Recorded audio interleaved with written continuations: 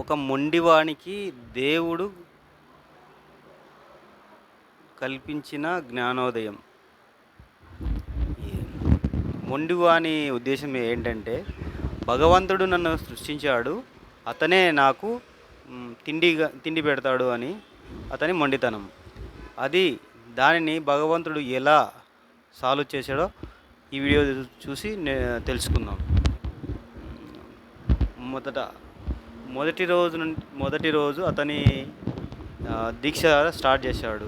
అంటే భగవంతుడు వచ్చి తనకు తిండి పెడతాడని అలాగా ఉండిపోయాడు. మొదటి రోజు నడుస్తూ ఉంది. మొదటి రోజు గడిచింది.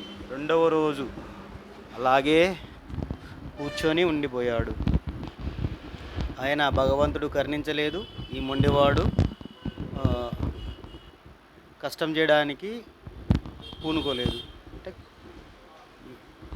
భగవంతుని మీద అతనికి ఉన్న ఉద్దేశం.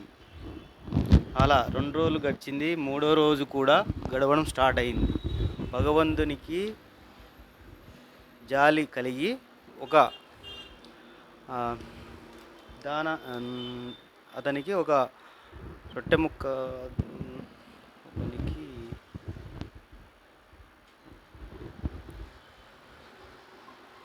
వేశాడు. దానికోసం అతను తీసుకోవడానికి వెళ్ళాడు. అది ఏమైందంటే కిందికి వెళ్ళిపోయింది.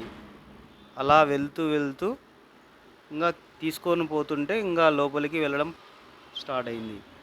అలా గుంత తీయగా అతనికి చెమట బొట్టు ఇలా తీసి ఇలా నేలన వేశాడు. నేలన వేసిన తర్వాత అది అతనికి అందింది. అంటే దీనికి అర్థం, మనం కష్టం చేసి మన చెమట బొట్టును చిందిస్తే కానీ మనకు కావాల్సినది అందుతుందని దీని ఉద్దేశం.